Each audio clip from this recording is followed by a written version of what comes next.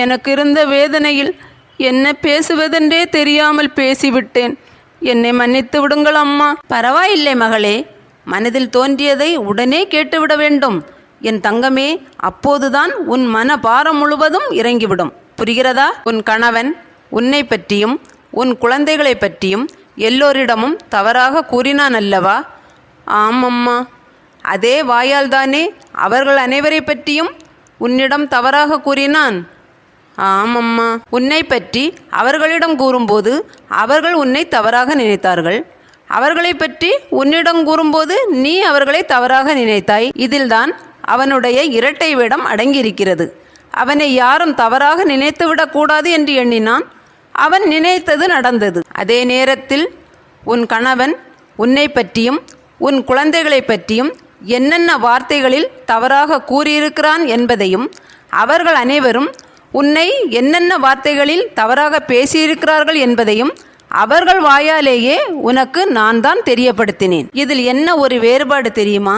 உன் கணவன் அவர்கள் அனைவரை பற்றியும் உன்னிடம் கூறியதை நீ யாரிடமும் கூறாமல் அமைதியாக இருந்தாய் பார்த்தாயா? அங்கேதான் உன்னுடைய நல்ல மனதும் நல்ல எண்ணமும் இருக்கிறது. அதே நேரத்தில் உன் கணவன் உன்னை பற்றியும் உன் குழந்தைகளை பற்றியும் தவறாக பேசியதையும் அவர்கள் அனைவரும் உன்னை தவறாக பேசியதையும் அவர்கள் வாயாலேயே உனக்கு தெரியப்படுத்தினேன் அல்லவா? அங்கேதான் என்னுடைய சூட்சுமமும் அடங்கியிருக்கிறது. உன் கணவன் அவர்களை பற்றி உன்னிடம் என்ன கூறியிருக்கிறான் என்பது இந்த நொடி வரை அவர்களுக்கு தெரியாது.